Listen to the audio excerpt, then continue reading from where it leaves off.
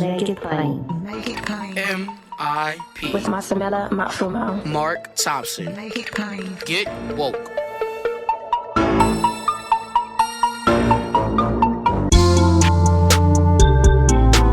God bless you. Get woke.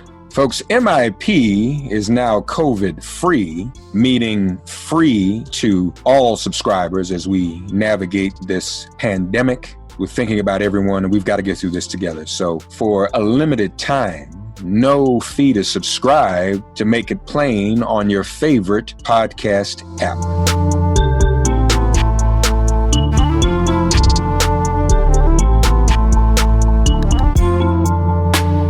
Ladies and gentlemen, we are less than 100 days out from Election Day. This is it.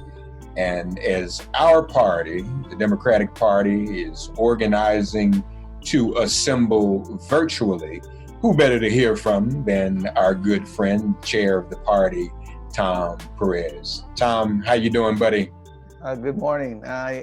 We are very, very focused on these last 100 days. We know that 100 days, I tell my team, less than 100 days till the weekend. We can rest on November the 4th, less than 100 days until the most important election in our lifetime. The guardrails of democracy have come off under Donald Trump, and we can restore this. So I come to you with sobriety, born out of the fact that we have the most dangerous president in American history. And I'll tell you, Mark, I come to you with an unrelenting optimism because John Lewis gave us our marching orders. He said, voting is the most impactful, nonviolent activity to build a more perfect union known to humankind. And I couldn't agree more. And that's why we're organizing everywhere. We're not knocking doors like we would in ordinary times, but we've got our virtual clipboards out everywhere. We're organizing everywhere. And on the darkest nights, you often see the brightest stars. And so many people stepped up in big ways. And I'm excited about Joe Biden. I'm excited about the history we're going to make with our first female on the ticket. And I think Americans crave leadership that can unite us, leadership with empathy and compassion, leadership that can meet the moment. And I think Joe Biden can meet the moment. He is meeting the moment. Now, some mutual friends that we have who look at polls, some have even said to me that within these last 100 days, there's almost no way for Trump, especially if he stays on the same course, Tom, to course correct or come back. What do you think about that? Or should we be that overconfident? There is not an ounce of overconfidence at the Biden campaign or in the DNC. I'll be honest with you, Mark. I don't buy these polls that have them up a dozen points. This race is going to tighten. We will, in 2016, I think too many people felt complacent. In 2016, hey, I'm going to vote for Jill Stein because Hillary's going to win anyway. And I want to send a message. In 2016, we just took too much for granted. We are not doing that. You and I know, because you and I have been talking for many years, predating 2016, but especially in these last 3.5 years, we've organized early, we've organized everywhere. We've been in communities that we frankly took for granted. If you look at the profile of our workforce now, we have over 1,500 people in the field in these battlegrounds. And you go to places like Wisconsin, Michigan, Pennsylvania, just to take 3 examples, because we win those 3 states, that could be game, set, and match right there. In those states and in others, our complement of organizers is actually more diverse than the population of the state. We worked really hard through a number of initiatives to recruit talented, diverse, homegrown organizers. So the majority of our organizers in Michigan are from Michigan. We worked with a number of local leaders to recruit returning citizens, to organize returning citizens. I'm a big believer in peer-to-peer organizing. We're leaving no one behind. We have dreamers working with us because dreamers can't vote. but dreamers are on the ballot in November. And so we've done remarkable work recruiting there. And the energy's everywhere. If we didn't have this pandemic, we'd be talking about the lights out turnout in the Democratic primary.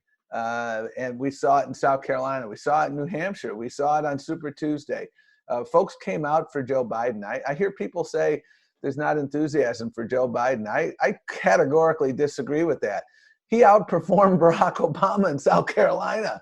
I mean, that's pretty significant. And then 3 days later on Super Tuesday, lights out turnout, and the African-American community was absolutely enormous to his success. And so we know what we have to do. As I've said many times, John Lewis has given us our marching orders. And I can think of no better tribute to the legacy of John Lewis than to make sure that we get every single eligible person out there to vote. Because when we do that, we win the White House, we win the Senate, we expand our margins in the House, we flip some state houses, and we return to a country that truly does embody liberty and justice for all. No footnotes. Isn't it true, though, in some of the individual states where the race is tight, and we're talking about traditionally red states, Joe Biden has cut it close. Yeah. Even in those states where, you know, he may or may not have a guarantee of winning, that still helps down ballot Democrats, especially those running for Senate. So that increases our chances of taking the Senate, doesn't it? Absolutely.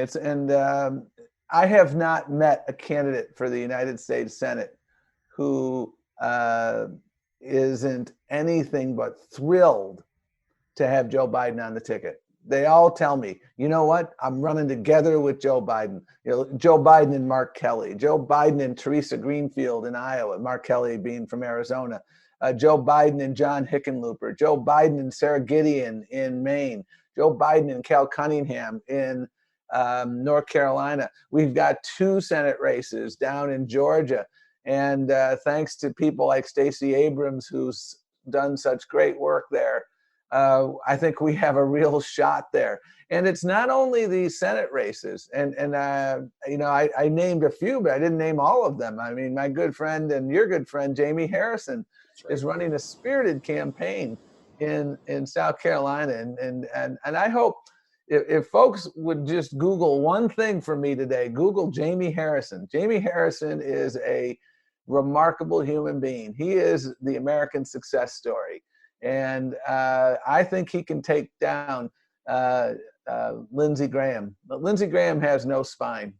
Lindsey Graham embodies the worst of the Republican Party.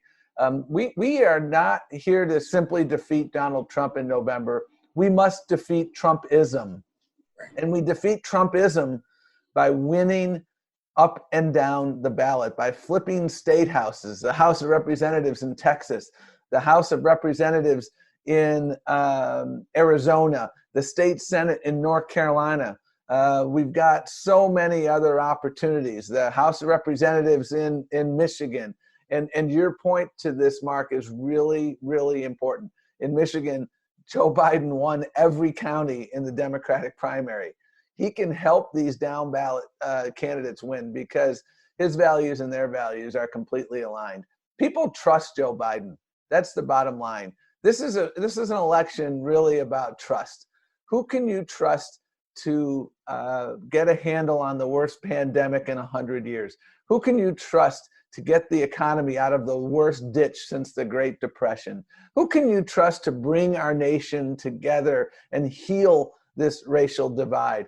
Donald Trump has demonstrated through his utter incompetence, through his divide and conquer politics, his zero-sum politics, he is not up for the task. Who reflects your values? That's Joe Biden. And I am confident that we can do this. But again, to get back to your question from before, Mark, I'm really worried that people will get complacent. We can't allow that. We've got to sprint across the finish line. I want to win, and I'll take 271 delegates. That's fine, or electoral votes. That's fine. But you know what? We're going to sprint across this finish line because I want to win decisively. so that we can really send a message across America and frankly around the world. The world is looking to us to lead again, and I think we can. Donald Trump has finally realized he cannot hold the convention he wanted to hold. You realized that first and foremost some time ago. Give us an idea of what the convention is going to be like this year, as it will be virtual. The convention's going to be a lot different than people are accustomed to, but it's going to be no less exciting and no less inspiring, and it will be anchored in Milwaukee. I said that, and we made that commitment early on, and we will be excited to be there. Joe Biden is looking forward to being in Milwaukee. You will see other prominent Democratic leaders in Milwaukee so that we anchor the convention. We first, when we were dealing with this pandemic, we said job one is safety. You know, Donald Trump, job one is Donald Trump and ego gratification. It did not take us long to realize that this pandemic was going to require us to make decisions that were unfortunate without a doubt, but unavoidable as a matter of public health. And that's why we first moved the convention date. And now we've told our delegates not to come to the convention. But again, Mark, I think you're going to see a spectacular 4 nights highlighting our values as a party, talking about what we're going to fight for, contrasting the bold, inclusive, optimistic vision of Joe Biden with the scaremongering, the fear-mongering, the divisiveness of Donald Trump, and the abject failure of Donald Trump. There are people in this country who have died because of Donald Trump. You know, it took 45 days for us to go from 1 million cases of coronavirus to 2 million cases. It took 27 days to go from 2 million cases of coronavirus to 3 million cases. And it took 15 days to go from 3 million cases to the recent unfortunate milestone of 4 million cases. And all the while, Donald Trump was saying it's going to miraculously disappear. You don't need a mask. Why don't you go drink Clorox or whatever he was talking about? I mean, the incompetence of this president. He's not telling people to use masks. I bring this all up because it's relevant to the convention. You know, the way we handled the convention and the way they handled the convention is another example of the differences in leadership that just highlight Republicans and Democrats. We believe in science. We believe that our first priority is the American people. They believe that the first priority is Donald Trump's ego gratification. Yeah, no, you're absolutely right. And in terms of constituencies, one important constituency that we're seeing, Tom, that has been shifting really since 2018, suburban white women. There was an article even that came out this week about evangelical women who are leaving Trump in droves.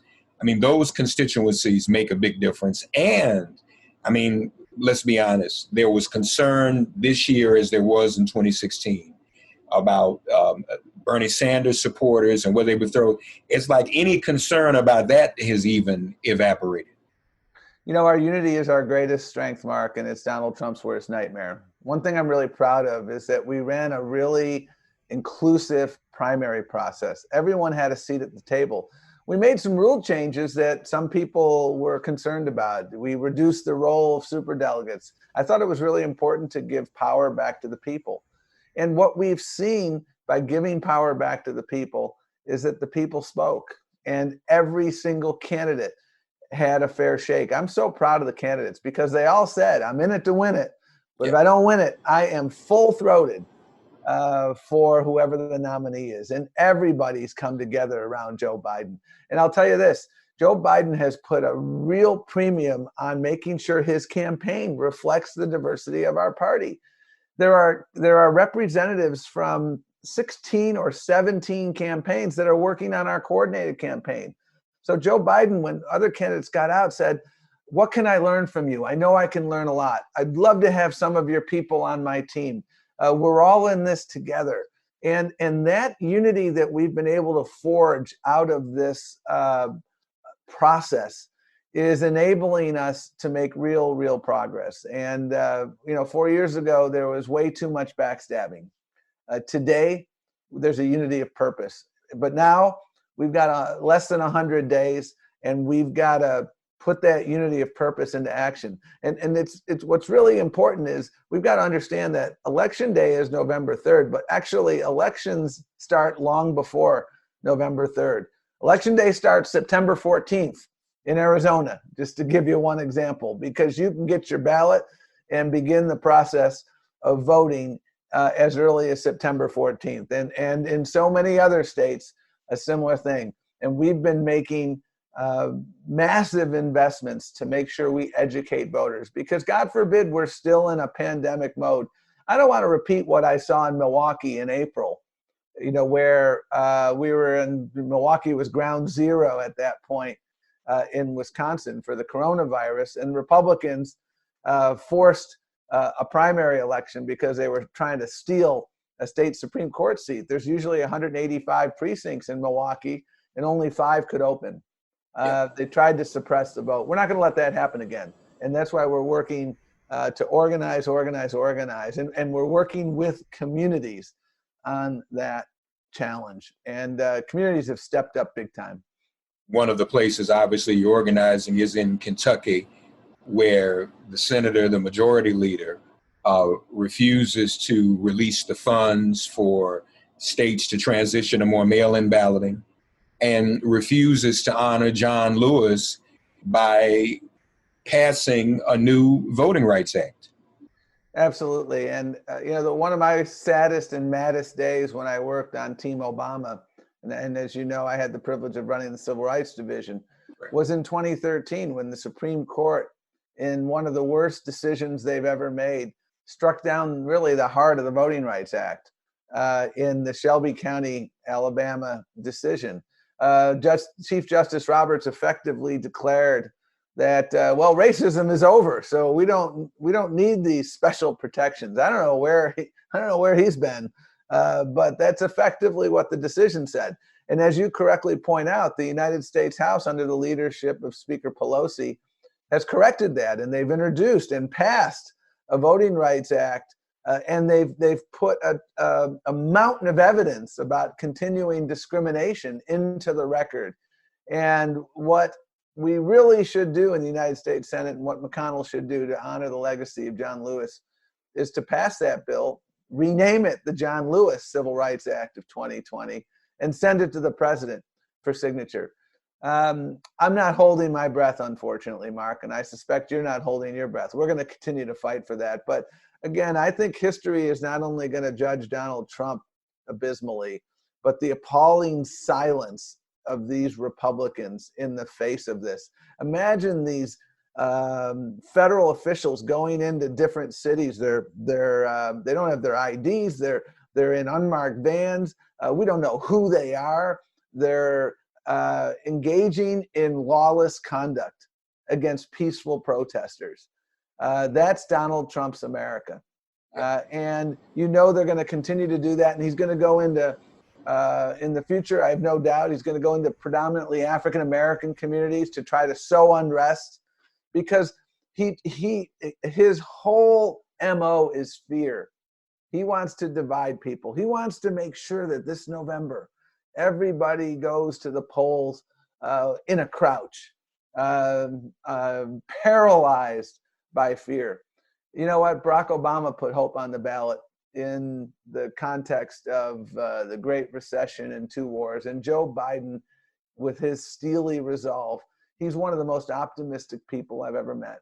And he is, too, putting that hope on the ballot. I know we can lift every voice. That is his agenda for the African-American community. That's really his agenda for America, making sure that opportunity exists in every zip code. And so, bottom line, we get out there and vote, we win. When we have unbelievable participation, like we did in 2018, like we did in the 2020 primary season, like we did in 2019. You mentioned Kentucky. the governor's race there. The reason we have a Democratic governor is because over 500,000 more people came out and voted in 2019 than in 2015. That's a ton. And so we turn out, we win. And that's the bottom line. And that's why we've got a number of initiatives. Seat at the Table is our initiative where we're working with African-American women who are our ambassadors in communities, opinion leaders. We've got Chop It Up, conversations across this country with African-American men to listen and learn. And again, I reiterate what I said. We have to earn everybody's vote. And that's exactly what we're doing. And I'm so excited that people have stepped up in such big ways, especially the young people who've been marching for months. And we're going to translate that moment into a voting rights movement that is going to not only lift up Joe Biden and his historic running mate, but is going to lift up the Senate and the House and state houses. And then we can finally take back this country and restore the principles of inclusion and opportunity that truly define us as a nation. I'm glad you put on your former hat as Assistant Attorney General for Civil Rights, but I'd be remiss if I didn't ask you to put on your other hat as Secretary of Labor. We need extension of unemployment benefits, and we probably need more stimulus too, don't we? Absolutely. And here we are now. We're approaching the end of July. We are literally days from when benefits for unemployment are going to expire for millions of people. The House responsibly acted under the leadership of Speaker Pelosi and Congressman Clyburn and others. The House acted in a remarkably responsible way to pass the HEROES Act, which extended unemployment benefits, which also extended when you lose your job, if you had health care in your job, you lose your health care. And you can go through this thing called COBRA, which would enable you to keep your health care. But anybody who's ever been between jobs and tried to use COBRA, here's the problem. It's really expensive. And if you don't have your job, you don't have the ability to pay for it. Well, the HEROES Act includes funds so that they can cover your COBRA payments if you're out of work, extend unemployment benefits. And then to one of your points, $3.6 billion to help state and local election administrators to implement the necessary systems. I heard one Republican say that's too much. Well, frankly, it's not enough. What's the value of preserving our democracy by ensuring people can vote? I think the value of that is priceless. And so another reason, and I hope Democrats don't agree to any bill that doesn't include the funding for this critical work. And I'm sure we will get it. Speaker Pelosi is working tirelessly. But time is of the essence. People are going to bed every night wondering, will the Republicans hear my call for help? Democrats have heard the call. We've responded. That bill has been passed. The Democratic bill has been passed now for, I think, almost 2 months. We have worked with the speed that is necessary. Get off your you-know-what, Republicans, and get this done. No question about it. So folks, ladies and gentlemen, there's something that you all can do at home. That is, give to your local candidate, give to Joe Biden. Volunteer at home. We can't knock on doors like we used to, but you can make phone calls. And there are many ways to organize to do that. Go to Democrats.org or go to the website of your favorite local candidate. We really encourage everyone to do that. We can't be complacent or overconfident like we were in 2016. We just knew Hillary Clinton would win. And we can't take that for granted now. I think we have to be prepared even for what Russia or anyone else may do. So we invite you to go to Democrats.org. And, Tom and I are serious baseball fans. We were talking before this interview. Tom, I just realized these less than 100 days actually pretty much mirror the baseball season, man, because it's an abbreviated season. So This is going to be an exciting time, isn't it? And I know you were proud to see all the people and players in Major League Baseball take a knee on opening night. I know that made you proud as well. It did, and it was players across the racial spectrum. That's right. All of them. That reflects America, what we're seeing here. It's truly remarkable. You look at Fenway Park and what they put up, and the ownership of the Boston Red Sox, not the current ownership, but prior ownership, has a very infamous record on civil rights, and to see the transformation, that's heartening. But you know what? What it illustrates to everyone who's watching this is you can make a difference. The marching that you have been doing is really making a difference. Whether it's a march for Black Lives, a march for the Parkland kids, a march for Dreamers, a march for climate change, I am confident that we can transform America into a true opportunity state. Sometimes it takes a moment like Donald Trump to focus us and bring us together like never before. And I am really inspired by the unity of purpose. And we've worked hard as a party to make sure we are together. And with your help, we can do it. But make no mistake about it, we need your help. We can't do it without you. We're still training folks. If you go to Democrats.org, if you want to learn how to be a digital organizer, you can get on a free training for 2 hours, and we can teach you. And the only thing you're going to need to do it is a smartphone. And if you have a smartphone, we can train you. And you too can be an ambassador for our democracy. So I hope you'll join us, because we need all hands on deck right now. And this is one of those where were you moments. I went and saw the Broadway show, Mark, Hamilton. And to be honest with you, I think I've seen it 4 times. And one of the songs in that movie in that play that resonates with me is "History Has Its Eye on You." And history does indeed right now have its eye on all of us. This is a moment in time when, our children who may already have been born and our grandchildren who have yet to be born will study this era, and they will undoubtedly ask, Grandpa Mark, Grandpa Tom, where were you when this guy Donald Trump was doing some nasty stuff? Were you a spectator, or were you in the arena? And my faith teaches me that you got to get into the arena at this moment. My parents taught me that you got to be in the arena in moments like this. And our democracy, frankly, demands that everybody be in the arena. So get in the arena of democracy, so that we can indeed win. It'll also be a fair question to ask everyone in this generation, how did we honor the memory of C.T. Vivian and John Lewis? And so what Tom is saying, folks, is exactly what we ought to do to honor their memories. And as John Lewis would tell us, get into some good trouble. So organizing at home is some good trouble that you can get in. You don't have to worry about going to jail either, like John did so many times. So Tom Perez. If you do, I'll find a lawyer for you, okay? That's right. You all heard that. Tom will find. Well, Tom's a lawyer. He can represent us. He can do it. Yep. Thank you. Tom Perez, chair of the Democrat. Folks, go to Democrats.org and get involved. You can learn how to do digital organizing from home. It's very, very important that you do that. Tom, thank you, buddy. Take care, and best to your son.